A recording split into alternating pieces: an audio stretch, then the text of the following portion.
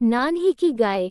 गांव की एक छोटी सी बच्ची नान्ही थी। नान्ही का दिल बच्चों की तरह निर्मल और प्रेम से भरा हुआ था। नान्ही के परिवार का मुख्य स्रोत गायों के दूध का था, जिसे वे गांव के लोगों को बेचते थे। नान्ही की गाय का दूध गांव के सभी घरों में जाता था, जो बच्चों को बहुत ही स्वादिष्ट लगता था, जिसे पीकर बच्चे खुद को ताकतवर महसूस करते थे। और ये बात तो सच है, हम सब जानते हैं, गाय हमारी माता है।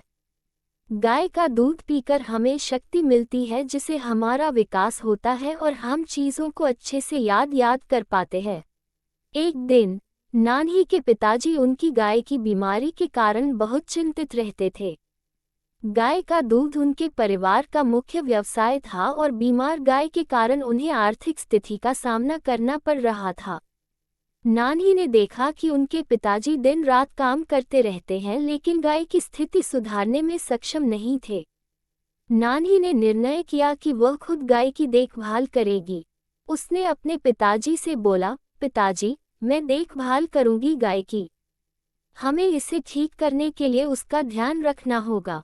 पिताजी थोड़ी देर तक चिंतित रहे, लेकिन फिर उन्होंने हाँ कह दी।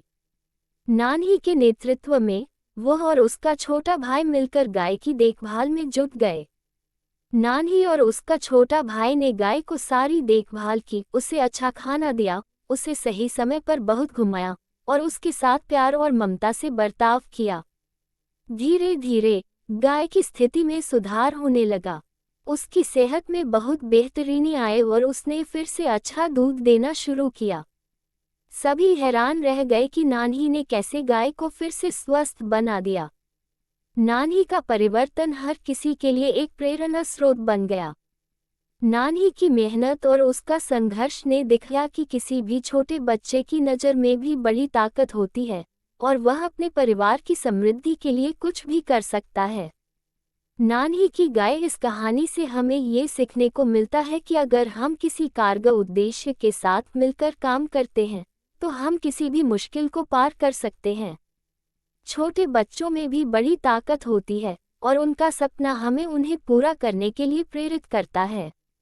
नान्ही ने दिखाया कि दूध की शक्ति कैसे उसके परिवार को ऊंचाइयों तक पहुंचा सकती है और वह एक छोटे गांव की बच्ची भी किसी बड़े सपने को पूरा कर सकती है।